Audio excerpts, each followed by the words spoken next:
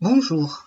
Aujourd'hui, nous nous intéressons au statut de l'enfant du Moyen Âge au XIXe siècle en France.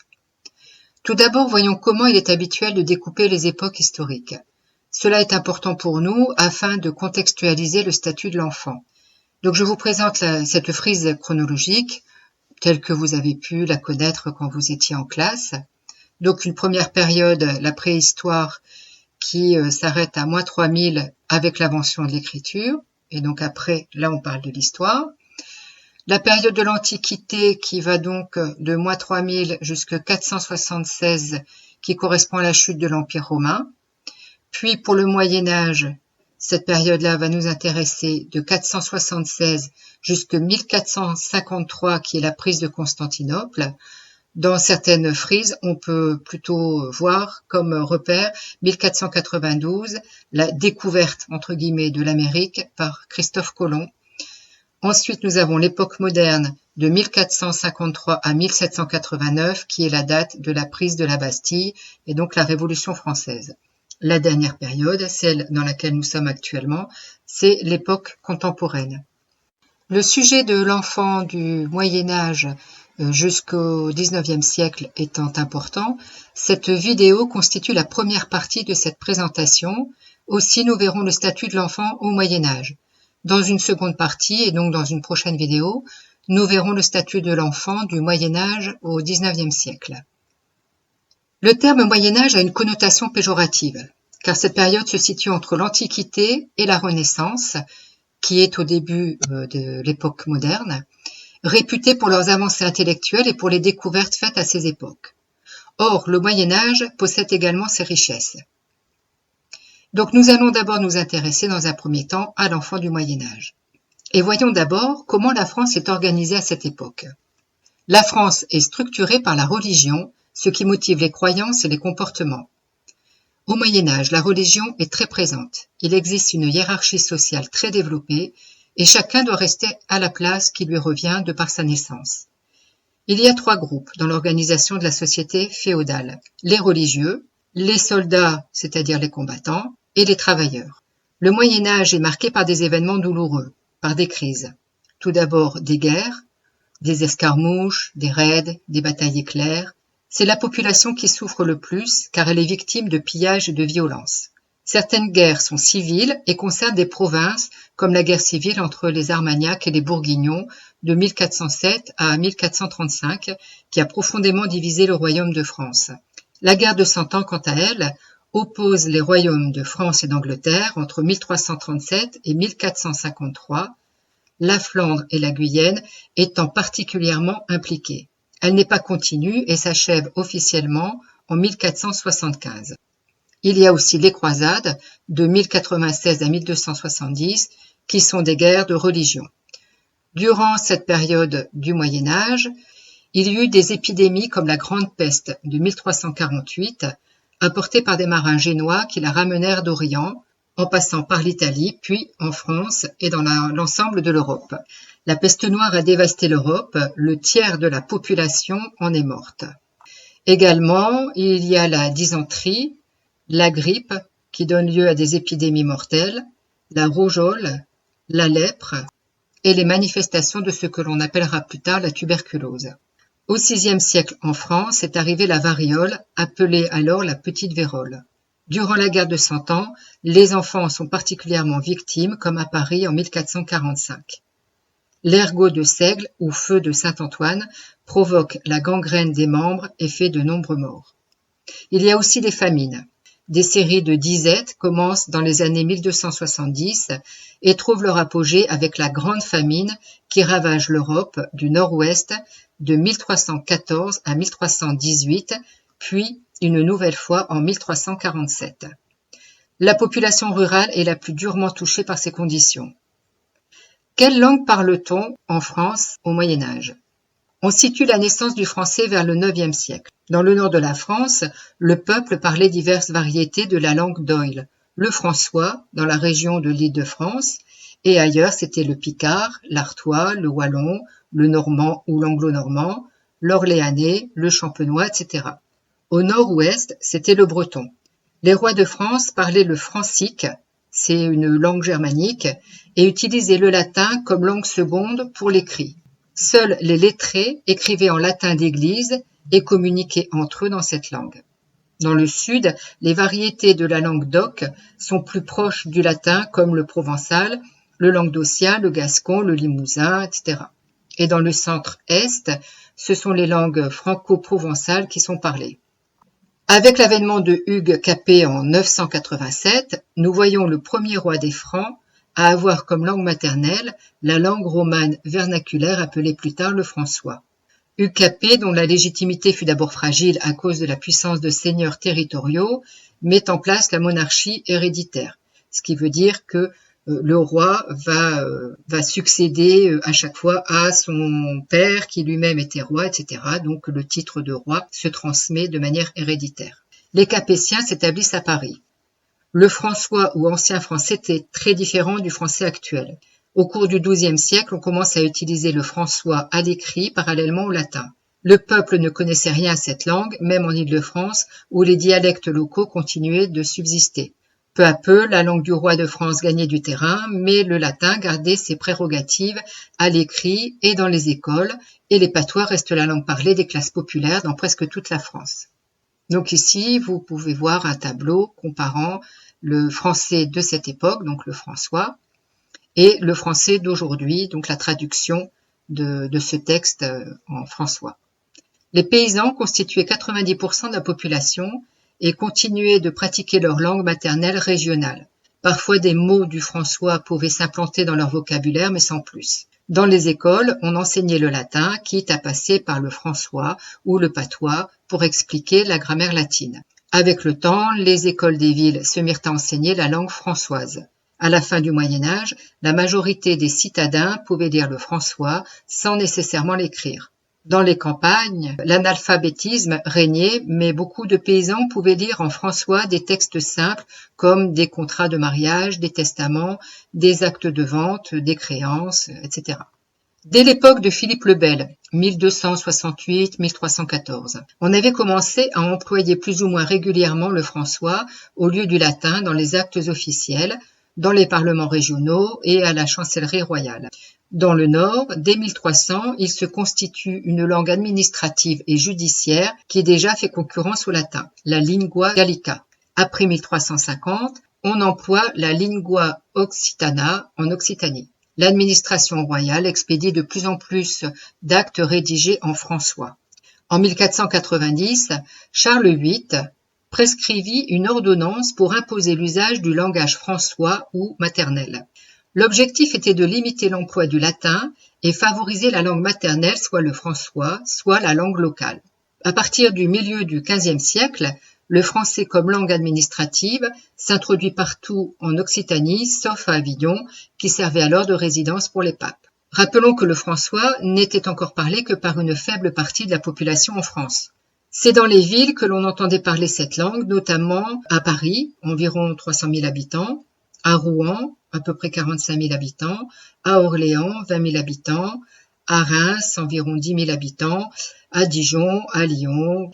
Paris était devenue vers 1550 la plus grande ville du monde chrétien d'Europe, ce qui fait que la langue françoise parisienne ne pouvait que rayonner dans tout le pays, sinon ailleurs en Europe.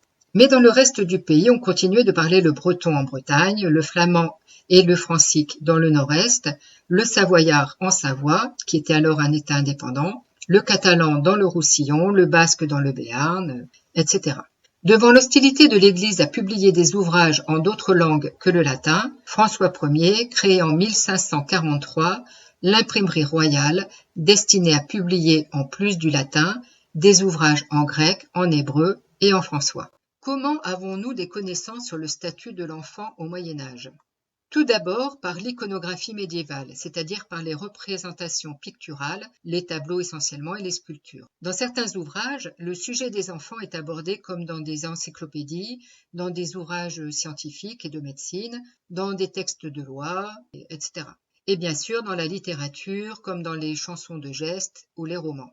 Certains auteurs racontent leur propre enfance dans leurs récits. Bien souvent, l'enfant est abordé dans ses lieux sociaux et familiaux, ainsi que dans sa condition sociale et économique à travers celle de ses parents. Il existe aussi des traités pédagogiques qui s'adressent à ceux qui ont en charge les enfants. Il est bien évident que tous ces ouvrages sont accessibles aux plus riches, aux savants, aux religieux et de manière générale à ceux qui savent lire et ont les moyens de se procurer les livres. Une autre manière de connaître l'enfance au Moyen-Âge, c'est l'archéologie qui permet d'enrichir les connaissances grâce aux jouets découverts dans les villes, mais il n'y en a pas dans les campagnes. On découvre aussi des vêtements, des meubles et encore bien d'autres choses. L'étude de la démographie, l'anthropologie physique, c'est-à-dire l'étude des groupes humains au niveau physique et biologique, et l'archéologie funéraire donne également des informations. Par exemple, l'archéologie funéraire permet d'aborder l'état sanitaire des enfants, leur santé, les maladies dont ils sont victimes, les accidents, les causes de décès, leur âge au moment du décès, ainsi que la place de l'enfant dans la famille et la société à travers le rite funéraire lui-même, découlant du sentiment éprouvé pour l'enfant et de la place qui lui était consacrée. Ceci dit, il faut tenir compte de la catégorie sociale des parents et des règles et des obligations venant des religieux. La répartition des enfants suivant leur âge. Au Moyen Âge, la répartition des enfants suivant leur âge peut varier. On peut les appeler de différentes manières comme enfants, puer, puella, juvenis. Dans certains écrits, des jeunes de 18 à 25 ans sont appelés jeunes enfants. Ailleurs, ce sera un enfant de 12 ans. Pour les juristes, l'enfance est divisée comme suit. De 0 à 2-3 ans et demi, c'est l'âge tendre, durant lequel on apprend à parler et les dents poussent. De 3 ans et demi à 7 ans, c'est l'infantia, l'âge pendant lequel l'enfant est irresponsable. De 7 à 12 ans, c'est la puericia, qui comprend une première partie proche de l'enfance et une deuxième partie pendant laquelle l'enfant va vers la puberté. C'est l'âge de raison ou de discrétion pendant lequel l'enfant apprend ses lettres et ses prières, peut être offert dans un monastère, peut être fiancé, recevoir les ordres mineurs. Les enfants peuvent se marier à partir de 14 ans pour les garçons et les filles 16 ans, sachant que cette décision peut varier selon les juges. Le statut de l'enfant au Moyen-Âge en France variait considérablement en fonction de divers facteurs tels que la classe sociale, le lieu de naissance et la période spécifique du Moyen-Âge. Parce que nous avons vu que le Moyen-Âge, c'est quand même une période qui comprend 1000 ans. La famille de la fin du Moyen-Âge. C'est une famille nombreuse, jusqu'à 8 ou 10. Le père décède souvent avant la mère qui se remarie pour pouvoir subvenir aux besoins de ses enfants. Le rôle des parents. Le père élève, protège et forme ses enfants à la vie qu'il vit lui-même. Il participe aussi aux activités de la maison, dévolues aux femmes, entre autres, s'occuper des enfants plus jeunes. Lorsqu'une femme accouche, elle est dite impure, entre guillemets, et par obligation sociale et religieuse, elle doit garder le lit durant environ 1 mois jusqu'à ses relevailles. Les tâches qu'elle remplit habituellement sont dévolues au père et aux enfants, dans les familles ne pouvant se permettre de payer quelqu'un d'autre pour le faire. L'intervalle entre les enfants est souvent de 2 ans. L'allaitement dure longtemps. Les mères sont en charge de l'éducation morale et religieuse et quand elles s'en sont capables, au niveau des savoirs plus intellectuels, par exemple chez les petits commerçants qui doivent savoir lire, écrire et compter. Une nourrice seconde la mère auprès des enfants si la famille peut la payer. Comment l'enfant est-il vu par les adultes? L'enfant peut être vu de 2 manières très différentes. Il peut être vu comme un être sans intérêt. Pour saint Augustin, dès sa naissance, l'être humain est un pécheur à cause du péché originel. Saint Augustin a eu une grande influence jusqu'à la fin du Moyen Âge. Déjà dans l'Antiquité, l'enfant est vu comme un infirme qui ne sait que pleurer, qui marche à 4 pattes comme certains animaux et qui est sale. L'enfant est plutôt vu comme un gêneur par certains. D'un autre côté, si on s'en réfère à l'Évangile, Jésus est décrit comme très proche des enfants. Des textes du Moyen Âge parlent de leur innocence, de leur pureté. Ce sont des êtres faibles qu'il faut protéger. Ils sont vus comme des intercesseurs entre les hommes et Dieu. Ils reçoivent des messages de Dieu qu'ils transmettent aux autres. Puis l'enfant grandit, son corps change, ses besoins sexuels se développent. Suivant la manière dont l'enfant est appréhendé, les conseils et les méthodes éducatives varient, voire sont opposés. C'est ainsi que certains préconisent les coups pour le dresser, mais des éducateurs se sont élevés contre de telles méthodes. À partir du XIIIe siècle, les éducateurs sont encouragés à suivre la nature qui est bonne pour les enfants de riches comme de pauvres. Lorsque l'on parle d'éducateurs, les parents sont compris, leur amour étant une garantie de bonne formation de l'enfant. La santé de l'enfant. L'espérance de vie. À la fin du Moyen Âge, on peut dire qu'en moyenne, un enfant sur 3 n'atteint pas l'âge de 5 ans, 1 sur 2 seulement fête ses 20 ans. De nombreux enfants ne survivaient pas jusqu'à l'âge adulte, en raison de l'absence de soins médicaux efficaces, de l'insalubrité, de la malnutrition et des maladies infectieuses. Les bébés étaient particulièrement vulnérables aux infections, à la déshydratation et à d'autres problèmes de santé. En définitive, la mortalité infantile dépendait des conditions de vie. Aux périodes fastes, les enfants survivaient majoritairement. À d'autres, comme pendant la peste noire de 1348, ils décédaient presque tous. Malgré la fragilité de leur existence, qui rend toujours incertaine aux yeux des parents leur survie au-delà des premiers mois, les enfants sont désirés et entourés d'affection. Concernant les accouchements et les soins obstétriques, ils étaient réalisés le plus souvent par des sages-femmes. Les complications étaient fréquentes, entraînant la mort de la mère et ou de l'enfant.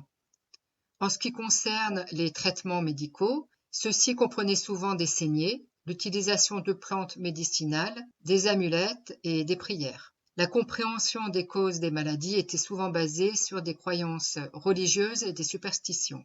Au niveau de l'hygiène, les enfants et les familles vivaient dans des logements souvent exigus et insalubres, selon nos critères d'aujourd'hui, ce qui favorisait la propagation des maladies. L'accès à l'eau potable était limité, ce qui contribuait également à la propagation des infections.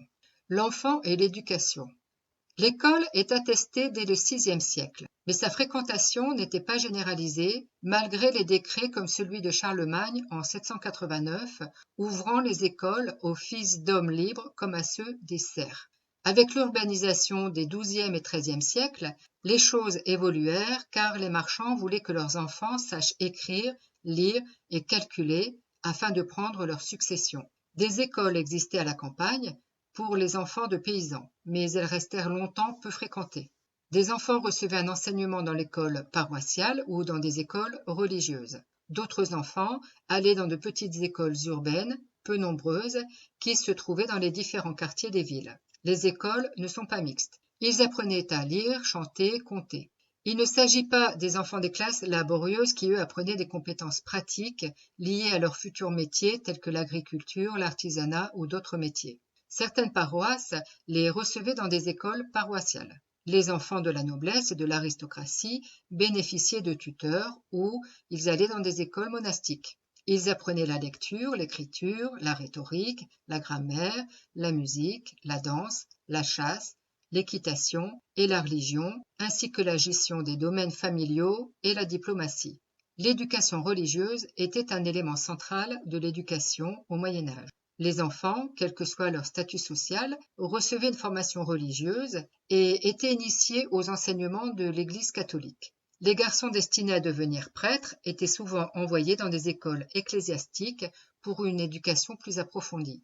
Les filles avaient généralement moins d'accès à l'éducation que les garçons, en particulier dans les classes laborieuses. Cependant, dans certaines familles nobles, les filles pouvaient également recevoir une certaine éducation, bien que cela soit souvent axé sur les compétences domestiques et les coutumes sociales plutôt que sur l'apprentissage académique, c'est-à-dire l'apprentissage de connaissances. Au cours du Moyen Âge, les universités ont commencé à se développer en Europe, mais elles étaient principalement fréquentées par des étudiants adultes, notamment des ecclésiastiques et des futurs professionnels du droit et de la médecine. L'accès des enfants aux universités était limité.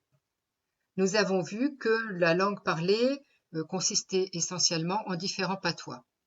Dans certaines régions, l'éducation était également influencée par la langue, le patois et la culture locale. Par exemple, dans les régions où l'occitan était parlé, l'éducation pouvait être dispensée en occitan plutôt qu'en français.